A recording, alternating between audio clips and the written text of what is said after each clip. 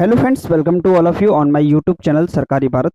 साथियों, जैसा कि आप सभी को पता है, सेंट्रल टीचर एलिजिबिलिटी टेस्ट केंद्रीय शिक्षक पात्रता परीक्षा सीटेट 2023 के लिए जुलाई का नोटिफिकेशन जारी हो चुका है।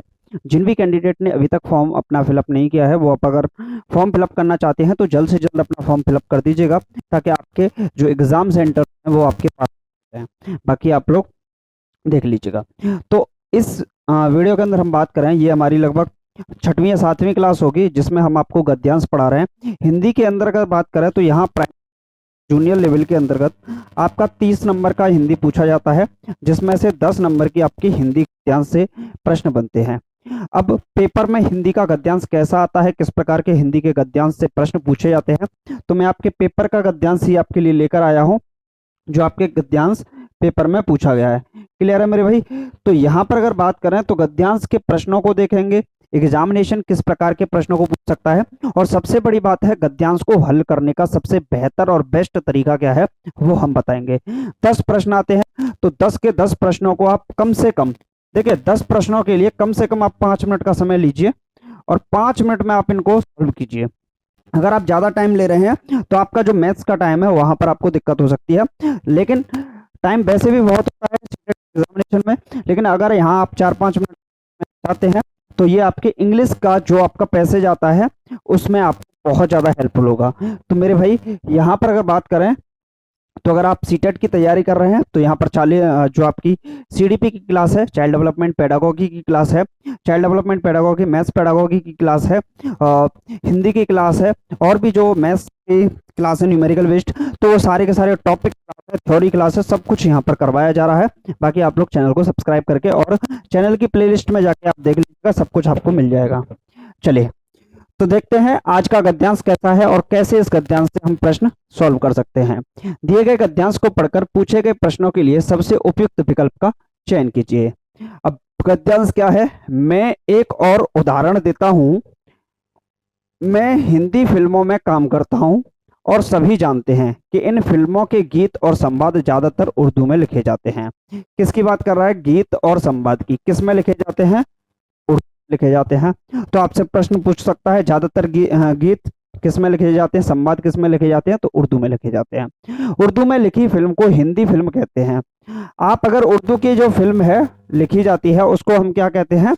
हिंदी की फिल्म कहते हैं। तो यहां से प्रश्न बन सकता है, तो माना जाना चाहिए। अब मैं जो आपको हाईलाइट कर रहा हूं ना, इस हाईलाइट को आप जब पेपर में हो तो आप साइड में नोट करते जाइएगा, थोड़ा सा टैग वर्ड के रूप में नोट करते जाइएगा अपने उस पेज पर, जो आपको 2 पेज मिलते हैं। तो वहां पर जब आप सॉल्व करेंगे ना इसको, तो आपके 5-6 क्वेश्चन तो इसी से मिल जाएंगे। तो माना जाना चाहिए कि हिंदी और उर्दू एक ही है। क्या माना जाना चाहिए? कि हिंदी और उर्दू क्या है? एक ही है। पर नहीं, क्योंकि हमारे ब्रिटिश मालिकों ने अपने समय पर इन्हें 2 अलग भाषाएं थी। तो आपसे प्रश्न बन सकता है, यहाँ पर कौन मालिक थे जिन्होंने इसको, हिंदी को और उर्दू को अलग अलग भाषा की मान्यता दी? तो ये थे ब्रिटिश मालिक। क्लियर है? इसलिए ये अलग हैं। आजादी के 25 साल बाद भी हमारी हुकूमत, हमारे विश्वविद्यालय विद्वान हिंदी और उर्दू को अलग अलग भाषा माने हुए हैं। तो प्रश्न पूछ सकता है, आजादी के कितने साल बाद? तो 25 साल बाद। हमारी हुकूमतें हैं, सरकारें हैं, वो क्या है? हमारे विश्वविद्यालय विद्वान, ये सभी हिंदी और उर्दू को अलग अलग भाषा माने हुए हैं। क्या आपने संसार के किसी और देश में ऐसा सुना है कि लोग बोलते एक भाषा है पर लिखते समय वे ही 2 भाषा बन जाती है? मतलब जो आपकी हिंदी की बात करें, अगर हम हिंदी बोलते हैं या उर्दू बोलते हैं तो बोलेंगे तो एक ही लैंग्वेज में, ठीक। लेकिन अगर हम उसको लिखने की बात आती है तो लिपि अलग अलग हो जाती है हमारी। हम हिंदी को अलग लिपि में लिखते हैं और उर्दू को अलग लिपि में लिखते हैं। तो लिखने का तरीका अलग अलग है, लेकिन बोलने में उच्चारण एक ही है। क्लियर है मेरे भाई? तो यह संसार की बात कर रहा है। क्या आपने संसार के किसी और देश में ऐसा सुना है कि वहां लोग बोलते एक भाषा है पर लिखते वे ही 2 भाषाएं बन जाती हैं? कोई भी भाषा किसी भी लिपि में लिखी जा सकती है।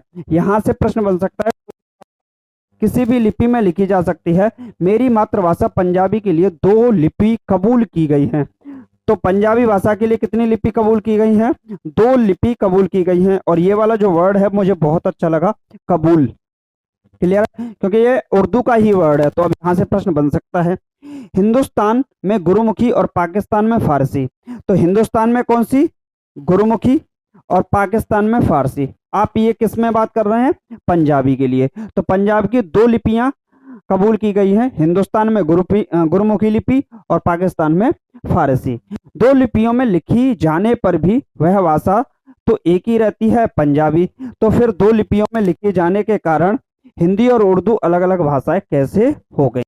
यही इसका सार है कि पंजाबी भाषा की बात करें तो आप उसे गुरुमुखी में भी लिखते हैं, फारसी में भी लिखते हैं, हिंदुस्तान में गुरुमुखी और पाकिस्तान में फारसी। हिंदी की बात करें तो आपका लिखने का तरीका उर्दू का अलग तरीके से लिखते हैं, हिंदी को अलग तरीके से लिखते हैं, जबकि बोलने का एक ही तरीका है, उच्चारण एक ही होता है।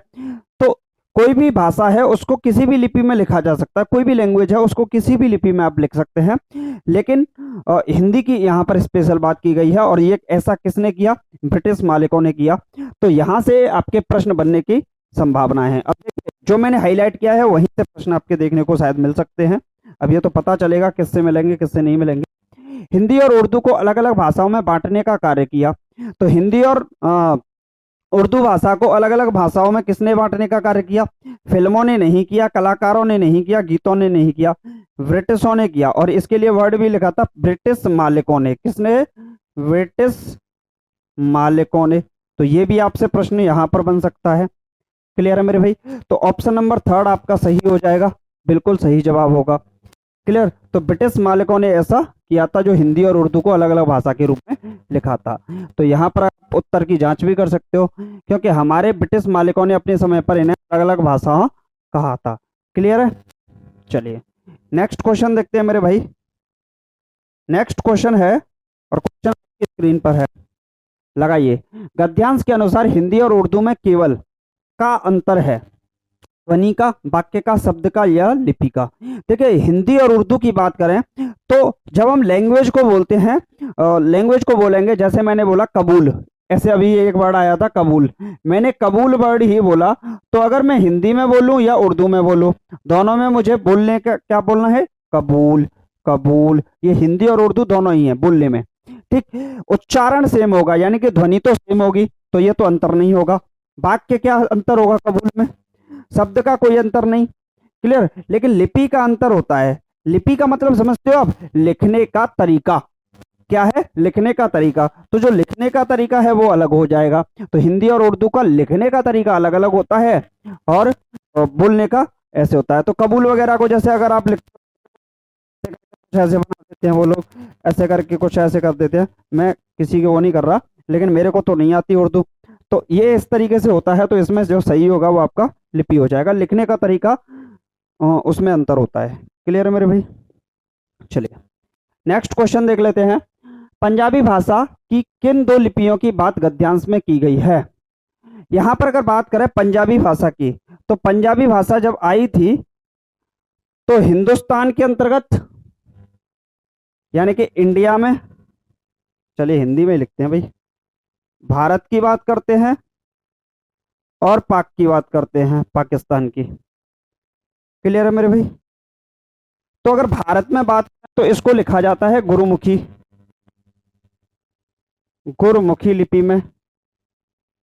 क्लियर है? और पाकिस्तान की बात करें तो इसको किस में लिखा जाता है? फारसी लिपि में लिखा जाता है। तो प्रश्न यही था आपसे, पंजाबी भाषा की किन दो लिपियों की बात गद्यांश में की गई है? तो गुरुमुखी और फारसी, बात तो ठीक है। देवनागरी की तो गद्यांश में बात ही नहीं है, देवनागरी गद्यांश में बात नहीं, अरबी की गद्यांश में बात नहीं। आप अपने गद्यांश को 100% ट्रू मान के चलेंगे, चाहे उसमें कोई बात गलत ही क्यों ना लिखी हो, आप उसे सत्य मानकर चलेंगे, उसके आधार पर आंसर देंगे। अपना दिमाग नहीं चलाएंगे कि ये सही है वो सही है, आप पैसेज के अनुसार गद्यांश के हिसाब से चलेंगे। तो गुरुमुखी और फारसी इस सवाल का सही जवाब हो जाएगा। क्लियर है मेरे भाई? चलिए नेक्स्ट क्वेश्चन देख लेते हैं। नेक्स्ट क्वेश्चन क्या है? गद्यांश के अनुसार एक ही भाषा अलग अलग लिपि में लिखे जाने पर, अगर आप एक ही भाषा है, मान लीजिए आपने लिखा पंजाबी को ही लिखा, तो पंजाबी को आपने दो लैंग्वेज में लिख दिया। क्लियर है? पहली और दूसरी। एक लैंग्वेज जो थी आपकी वो थी गुरुमुखी लिपि, और दूसरी वाली जो लैंग्वेज थी ये थी आपकी फारसी। क्या थी? फारसी। तो पंजाबी लैंग्वेज को किस में लिखा जाता है? गुरमुखी और फारसी में। तो ये क्या है? लिपि में लिखे जाने पर अलग अलग भाषा परिवार हो जाती है, अलग अलग भाषा परिवार हो जाती है, अलग भाषा बन जाती है। देखिए, अलग अलग भाषा परिवार थोड़ी होगी, रहेगी तो वही। गद्यांश के अनुसार एक ही भाषा अलग अलग लिपि में लिखे जाने पर अलग भाषा बन जाती है, अलग भाषा नहीं बनती। अलग बोली बन जाती है? नहीं, अलग भाषा नहीं बनी जाती है, अलग भाषा नहीं बनती है ये, क्योंकि लिखने का तरीका ही तो है, लेकिन लैंग्वेज तो सेम रहेगी। लैंग्वेज तो सेम रहेगी, चाहे आप एक ही भाषा को किसी भी लिपि में लिखें, वो रहेगी तो सेम ही। अब यहाँ पर पैसेज के अनुसार देख लेते हैं इसको। क्लियर? देखिए, यहाँ पर अगर आप इसको पढ़ोगे तो फिर भी दो लिपियों को लिखे जाने के कारण हिंदी और उर्दू अलग अलग भाषाएं कैसे हो गई? अलग अलग भाषाएं थोड़ी होंगी, ये कैसे हो गई? तो यही बोला था यहाँ पर, और इसी के अनुसार आपने क्या लगाया? अपना आंसर। चलिए नेक्स्ट क्वेश्चन देख लेते हैं। नेक्स्ट क्वेश्चन आपकी स्क्रीन पर है। गद्यांश में ब्रिटिशों द्वारा की कुटिल राजनीति की चर्चा की गई है। तो ब्रिटिशों द्वारा किसकी चर्चा की गई है? कुटिल राजनीति। कुटिल राजनीति को बोल सकते हैं एक तरह के चालाक राजनीति। तो इसमें हिंदी की बात नहीं की, इस पे उर्दू की बात नहीं की, फारसी की बात नहीं की, उन्होंने जो बात की थी लैंग्वेज की बात की थी। उन्होंने लैंग्वेज का डिवाइडेशन कर दिया, लैंग्वेज को बांट दिया, हिंदी और उर्दू दो पार्ट बना दिए। तो इस तरीके से उन्होंने किसकी बात की थी? कुटिल राजनीति की चर्चा की, तो भाषा की कुटिल राजनीति की चर्चा की। क्लियर है मेरे भाई? फोर्थ ऑप्शन सही हो जाएगा। चलिए नेक्स्ट क्वेश्चन देख लेते हैं। अगला प्रश्न आपकी स्क्रीन पर। सीटेट में गद्यांश ऐसे ही आएंगे, बहुत आसान गद्यांश आते हैं, पेपर में आप टैकल कर जाओगे, इनको यहां लगा के जाओगे तभी तो बेस्ट कर पाओगे।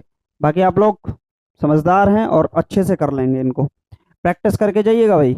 समूह में से निम्न भिन्न शब्द है, भिन्न शब्द पूछा है जो इनमें से अलग है। हिंदी की बात करें तो हिंदी क्या है? अपने आप में एक भाषा है, यानी कि एक लैंग्वेज है। उर्दू भी अपने आप में क्या है? एक भाषा है, लैंग्वेज है। और फारसी भी क्या है? अपने आप में एक भाषा है, लैंग्वेज है। लेकिन अलग होती है, मतलब होता है लिखने का तरीका, लिखने का तरीका, मैनर ऑफ राइटिंग। क्लियर है मेरे भाई? तो ये हो जाएगा आपका लिपि। क्लियर है? तो फोर्थ ऑप्शन इस सवाल का राइट आंसर हो जाएगा। चलिए नेक्स्ट क्वेश्चन देख लेते हैं। किस स्क्रीन पर है? गीत का बहुवचन क्या होगा? बहुवचन रूप क्या होगा गीत का? गीतों, गीत, गीतियां और गीतें। तो यहां बोले हमने बहुत सारे गीत गाए, वह गीतों को नहीं गाती है, वह गीतों को नहीं गाती हैं। देखिए, गीतें तो होगा ही नहीं, गीतियां होगा नहीं। अब इन दो की बात चलती है, कौन सा सही होगा इन दोनों में? इन गीतों में क्या रखा है? आप ऐसे बोल सकते हो ना, तो गीत का क्या हो जाएगा? गीतों हो जाएगा। क्या हो जाएगा? गीतों। तो ये भी क्या हो जाएगा? मिस। क्लियर? तो आपका सही हो जाएगा फर्स्ट गीतों। चलिए मेरे भाई नेक्स्ट क्वेश्चन। अगला प्रश्न आपकी स्क्रीन पर है, बताइए क्या होगा? कबूल की गई है वाक्य में रेखांकित अंश के स्थान पर कौन सा शब्द आएगा? कबूल, आपने देखा होगा जब शादी वगैरह होती है हमारे मुस्लिम भाइयों की, तो वहां पर कबूल बोला जाता है, कबूल है, कबूल है, कबूल है। तो कबूल का मतलब होता है एक तरीके से, क्या आपको ये बात विवाह स्वीकार है या नहीं? तो ये वाली बात बोली जाती है।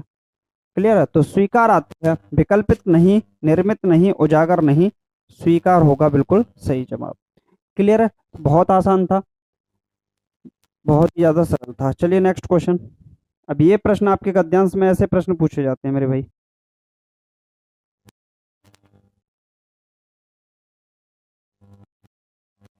चलिए भाई,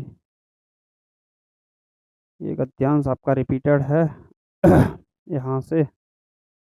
चलिए नेक्स्ट क्वेश्चन पे पहुंचते हैं। नेक्स्ट,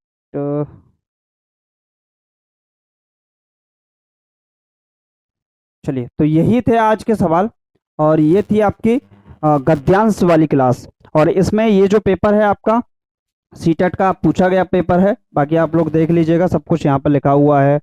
ये भी आप लोग चेक कर लीजिएगा, ये आंसर की सही है। तो आप लोग होशियार हैं, समझदार हैं, एक ही बार में समझ जाएंगे। और हम अ, जो गद्यांश हैं या पद्यांश हैं उनको यहीं से ले रहे हैं, पेपर से ही ले रहे हैं, तो उसका एक ही कारण है कि कैसे आते हैं पेपर में, ये एक बार आप लोग चेक कर लीजिएगा, क्योंकि ये आपके एग्जामिनेशन में बहुत बड़ी भूमिका निभाने वाले हैं। क्योंकि 10 प्रश्न आपके गद्यांश से आते हैं और 5 प्रश्न पद्यांश से आते हैं।